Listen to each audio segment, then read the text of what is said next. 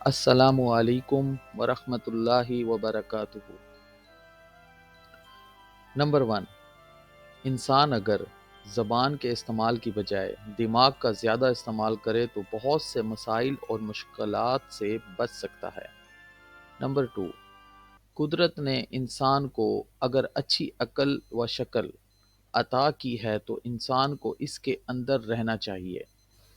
اگر وہ اس دائرے سے باہر نکلے گا تو ہر محفل و سوسائٹی سے باہر نکل جائے گا۔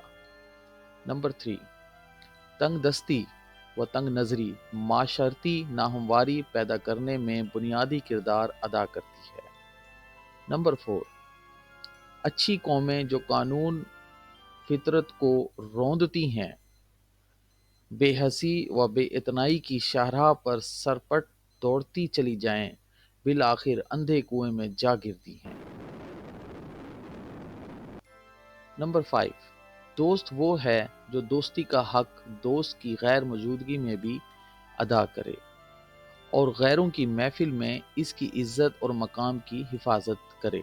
نمبر 6، سب سے زیادہ جاہل وہ ہے جو گناہ سے باخبر ہوتے ہوئے بھی گناہ کرے۔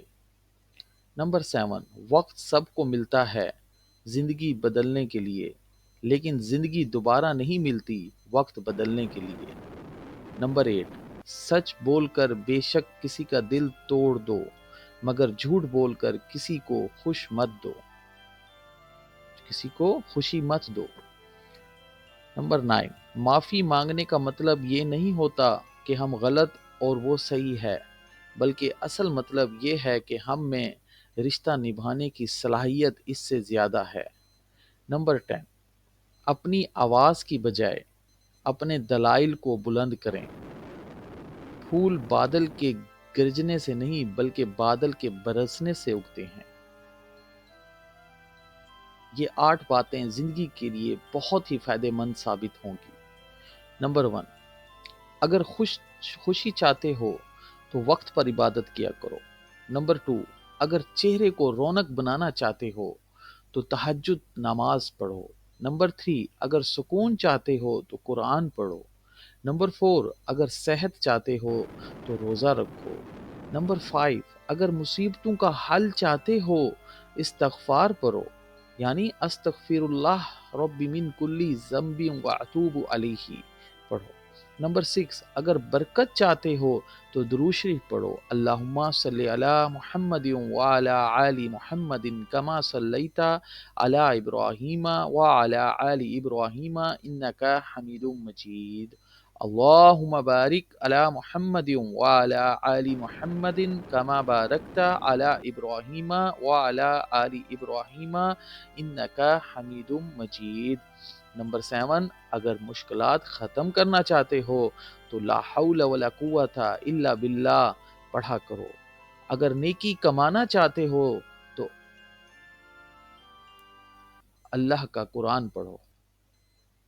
آئیے آج میں آپ کو فالج کے بارے میں کچھ آگاہی دے دوں لاسٹ میں۔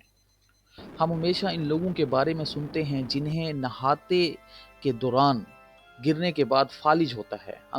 ہم نے کسی کو کہیں اور دوسری جگہ گرنے کے بارے میں کیوں نہیں سنا؟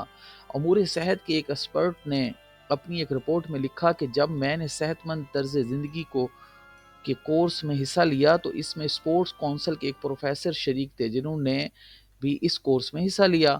پروفیسر صاحب نے مشورہ دیا کہ آپ نہانے سے پہلے اپنے بالوں کو نہ دھوئیں اور آپ کو پہلے اپنے جسم کے دوسرے حصوں کو صاف کرنا چاہیے۔